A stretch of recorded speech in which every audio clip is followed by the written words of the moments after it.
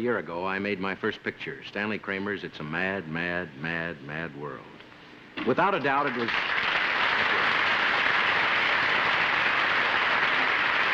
Without a doubt, it was one of the biggest thrills of my life, and I'd like to show you a typical day in the shooting of this picture.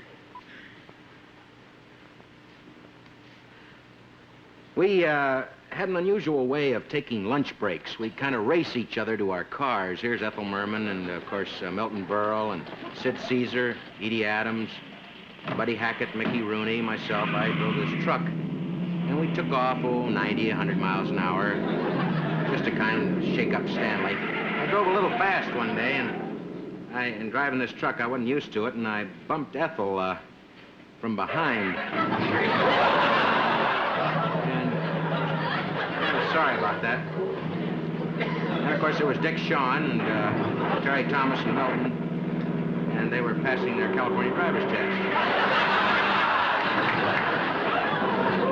And, of course, the stunt people, they were great. They took Stanley's car one day, and, well, they drove it right off the side of the mountain.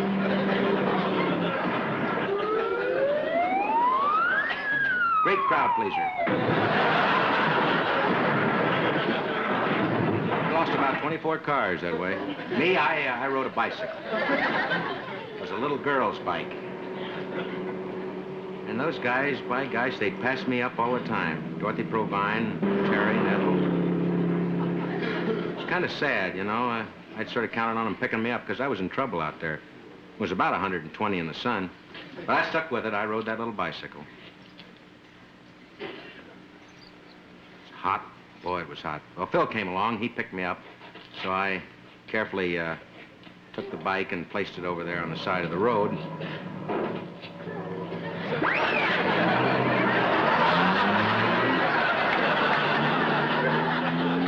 Sure enough, he passed me up.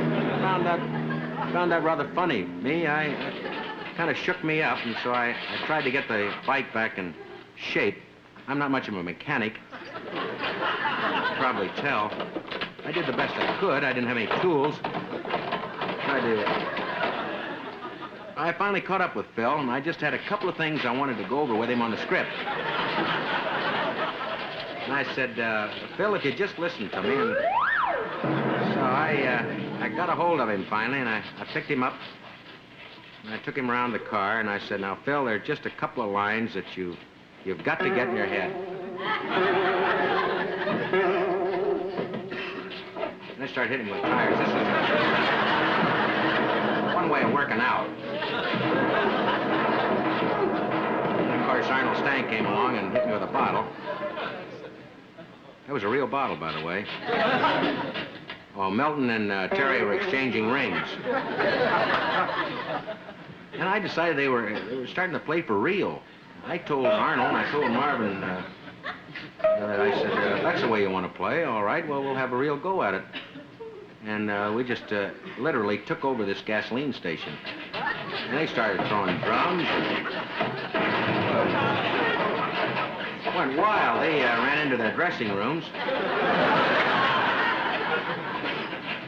And of course, I knocked on the door and told them I wanted to get in there.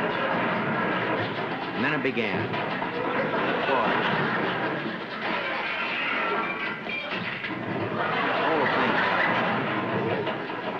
Throwing stuff, we had a lot of fun. I threw them through this garage here. When I realized what I'd done, I figured I'd better cut. So I saw a wrecker standing out there, and I figured, who needs it, you know? I'll just borrow it for a little while. I hadn't been checked out in this thing. And I knocked over the water tower. This had definitely become a depressed area.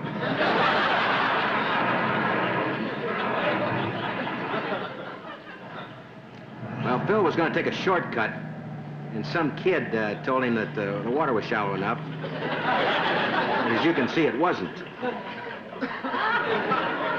That was Stanley Kramer waving there. And it was Paul Ford.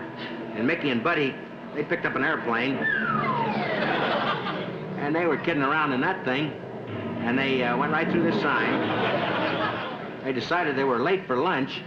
So since they were late, they'd kind of scare the clowns that were having lunch.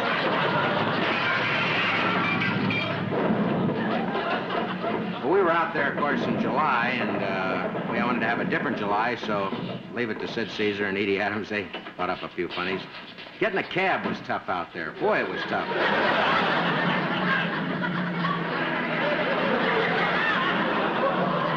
I hung on there for dear life. I'm not kidding. And we finally caught up with Spencer Tracy. He was going up to his dressing room. He had his clothes in this little thing, and so we ran after him. We'd love to get him to sign autographs. And we chased him into this building and up the stairs, and, you know, he dropped 25 cents, and you've never seen people. Well, you talk about greed. They went after that quarter like it was going out of style. And we jumped on this fire escape, and it gave way. That was an unusual day. Edie and Dorothy and, of course, the fireman there. And the ladder gave way, and Sid went right through the building. Just wasn't one of Sid's days.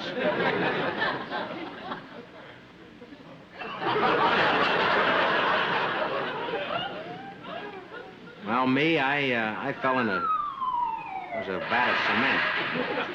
And Milton, he went through a building. You might say it was sort of chow down for Dick Shawn, and Spence wasn't going to be outdone. He had a telephone wire, and he went into a pet shop. Right into the picture window. We decided then we'd return home to our homes. Most of us took a jet back. Some people had gambled in Vegas and lost their money, and so Sid had lost a little, and Edie too, and Ben Blue, so they went home by a Jenny. Phil just wouldn't listen. He took another shortcut. Then Milton and Terry exchanging rings again. Me, I was back on that bicycle. Took it all the way across the country, about 3,000 miles. Long way.